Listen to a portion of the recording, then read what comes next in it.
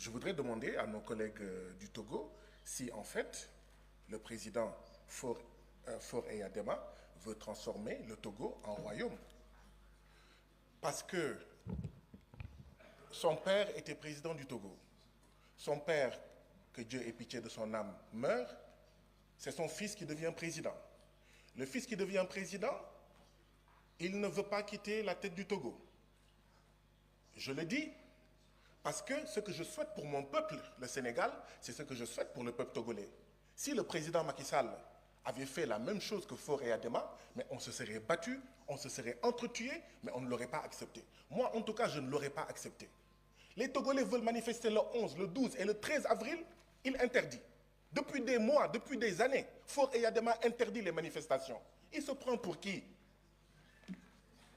Il y a 2 jeunes Togolais. Chers collègues, nous sommes au Parlement. Si vous voulez adresser des critiques, faites-le avec le respect des chefs d'État et des pays. Poursuivez. Madame la Présidente, je souhaiterais que le président du Togo ait beaucoup plus de respect pour son propre peuple. Il y a 2 jeunes qui ont été condamnés pour outrage parce qu'ils ont dit, je cite, « Monsieur le Président, le Togo n'est pas votre propriété. » Et nous, on doit venir ici et ne pas parler de ça?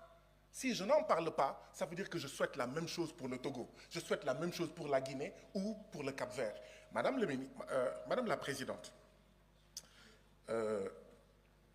mon problème, c'est que les élections législatives, c'était le 29 avril. Le 19 avril de la même année, l'Assemblée nationale adopte une nouvelle constitution, 10 jours avant.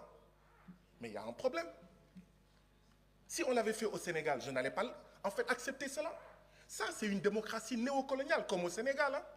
Comme dans tous nos pays, nous avons des démocraties néocoloniales. Si on ne fait pas attention, il va y avoir un coup d'État au Togo. Si les présidents ne peuvent pas partir démocratiquement, mais les militaires vont prendre le pouvoir. Or, on ne souhaite pas que les militaires prennent le pouvoir au Togo. Ce n'est pas bon.